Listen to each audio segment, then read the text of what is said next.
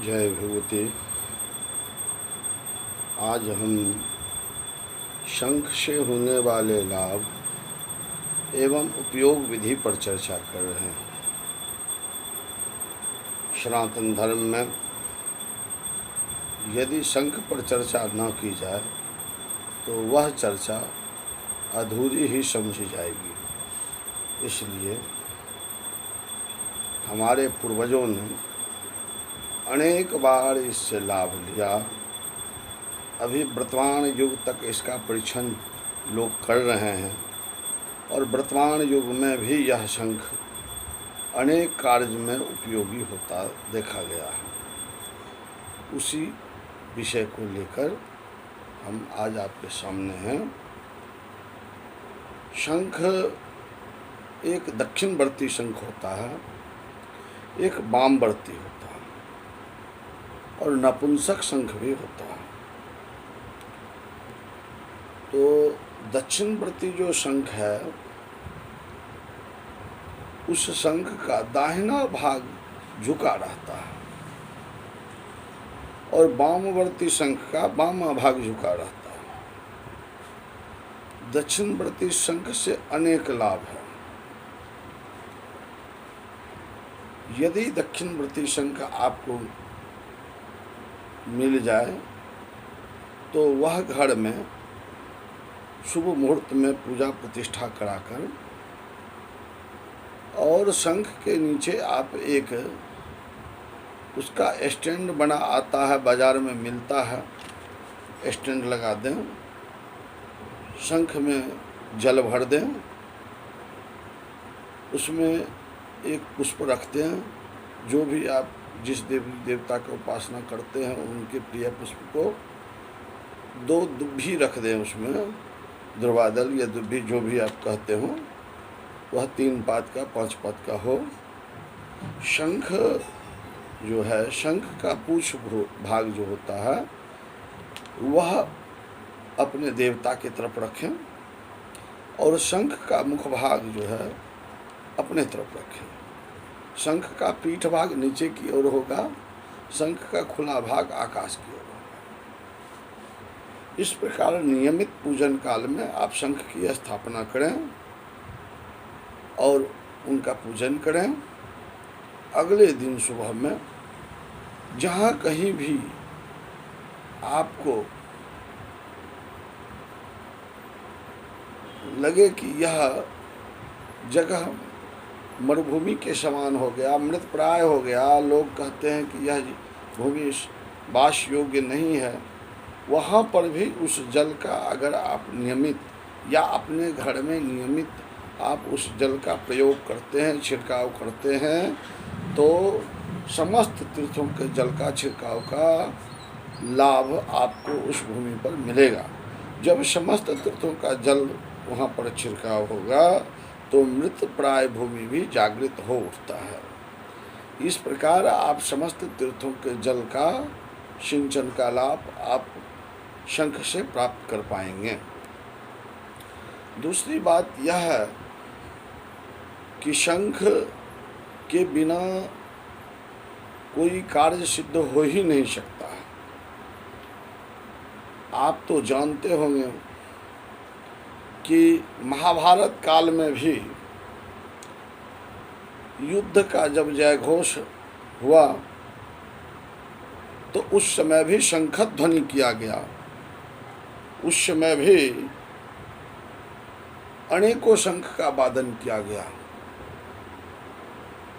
शास्त्र में ऐसा मत है कि विजय प्राप्ति पर भी शंख घोष किया जाता है सनातन धर्म में। तो जब आप युद्धारंभ करते हो, जब आप विजय की प्राप्ति करते हो, जब आपके ठाकुर जी का पूजन होता है, उस काल में भी आप शंखध्वनि करते हो। शंखध्वनि करने से हृदय संबंधित रोग का निवारण भी होता है। वैसे आदमी को हृदय संबंधित रोग नहीं होता है। बिना शंख के आप यदि अपने बच्ची का आप विवाह कर रहे हैं, कन्या का विवाह कर रहे हैं, कन्यादान काल में वर के जो है सो आचमन काल में यदि शंख न हो, वर के अर्घ्य काल में यदि शंख न हो, कन्यादान काल में शंख न हो, शास्त्र में विधान दिया गया है कि सिंदूर दान काल में भी शंख पर सोन के साथ सिंदूर देने का विधान है, न हो तो वह कार्य सिद्ध नहीं हो सकता है। उसी प्रकार राजतंत्र में भी ऐसी व्यवस्था रही थी। जो राजा लोग होते थे उनका राज सिंहासन पर विराजमान होने काल में शंख जल से ही स्नान कराने का विधान था। भगवान के पूजन काल में जब आप चरणामृत तैयार करते हो उस समय में भी शंख जल से ही भगवान का स्नान कराया जाता है। आप तो जानते ही हो कि शंख का उत्पत्ति समुद्र से हुआ है। शंख समुद्र से उत्पन्न होने के कारण लक्ष्मी के भ्राता भी हैं। तो जिस घर में भाई रहेगा वहाँ बहन तो साल में एक बार निश्चित श्रावण के पूर्णिमा में, रक्षाबंधन में तो पहुँचेगी ही, अन्य अवसर पर भी पहुँचेगी ही। तो उस प्रकार से जिस घर में शंख हो वहाँ लक्ष्मी को आना ही आना है।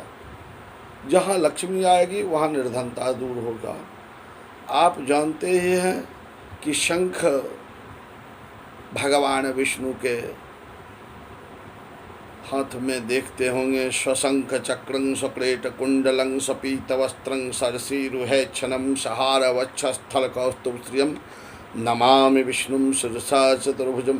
शंख के शब्द से ही उनकी स्तुति आरंभ की गई है। शंख जब शरीर का अंत समय जब होता है, प्राण काल जो होता है, उस समय जो है शव यात्रा काल में भी बजाया जाता है। और शंख जो है जैसे कि कोई घर में बजाने वाला शंख, आप नित्य पूजन करते हैं, घर में कोई हकलाता है, ठीक से बोल नहीं पाता है, तो शंख बजाने के बाद उसका जल आप उस बच्चे को नियमित पिलाइए, उसका हकलाना बंद हो जाएगा। कितनों आप दवाई करा चुके हैं, बच्चा का हकलाना बंद नहीं हो रहा है, आवाज़ साफ ठीक से नहीं निकल पा रहा है, तो उस काल में भी शंख के जैसा उसका आवाज़ पूरा स्पष्ट हो जाएगा। आप जानते होंगे कि पूर्व समय में जब यज्ञ होता था, पूर्व समय में जब किन्हीं का विवाह, अभी वर्तमान समय में भी, और श्राद्धादि काल में जब वृष्टि, सुवृष्टि, अतिवृष्टि में अतिवृष्टि जब होने लगता था तो उस समय जो उल्टा जन्मा हुआ संतान होता था, लोग कहते थे कि इसके द्वारा शंख गड़वा दो भूमि में, वर्षा बंद हो जाएगी। और ऐसा होता भी था, होता भी है, जो प्रतिष्ठित शंख हो उसके द्वारा। तो शंख से अनेक लाभ है। आप यदि अपने घर में शंख रखते हैं तो आपके घर की मरुभूमि भी, मृत भूमि भी जागृत हो जाएगा, निर्धनता दूर होगी। आप नियमित शंख वादन करते हैं तो आपको हृदय रोग नहीं होगा और आप अनेक शुभ कार्य में उसका उपयोग करेंगे। और नियमित शंख वादन करें जिससे कि शंख के तरंग से वहाँ के बुरी आबो हवा जो है, वहाँ शंख का वाइब्रेशन जो निकलता है उससे बुरी आत्मा जो है भयभीत होकर दूर दूर तक चले जाते हैं। इसलिए भय की भी समाप्ति शंख वादन से होता है। शंख दान का भी लाभ कहा गया है। ग्रह शांति के लिए शंख दान भी लोग करते हैं। ग्रह के अनुकूलता के लिए शंख का बल्ला भी बनवाकर लोग धारण करते हैं। तो शंख का अनेक प्रयोग होता है। आप इसके बारे में भी और अधिक जानकारी ले सकते हैं और जो भी जानकारी आपको दी गई है यह परिचित है, अनेकों काल से इसका परीक्षण होते आया है। शास्त्र में यहाँ तक भी है कि पंचजन्यम ऋषिकेशम देवदत्तम धनंजय पौंड्रं दधमो महाशंखं भीमक्रमा वृकोदरः। इस प्रकार से श्लोक आया है। जो कौन कौन शंख बजाए, किस किस प्रकार का ध्वनि हुआ, तो शंख सदैव हमारे लिए पूजनीय है। शंख आपके पूजन कक्ष में होना चाहिए, आपके मंदिर में होना चाहिए। इससे आपको लाभ मिलेगा। ढेर सारी शुभकामना के साथ आगे की चर्चा में फिर हम आपको अन्य विषय पर भी चर्चा करेंगे। आप लोग अगर इसे विस्तार पूर्वक और कुछ जानना चाहते हैं, संघ की प्रतिष्ठा के बारे में जानना चाहते हैं, या संघ के और किसी विषय में जानना चाहते हैं, तो मेरे इस चैनल को सब्सक्राइब करें और मेरे नंबर पर बात कर सकते हैं 9199655524। ये नंबर मेरा है, इस पर आप बात कर सकते हैं। जय भगवती।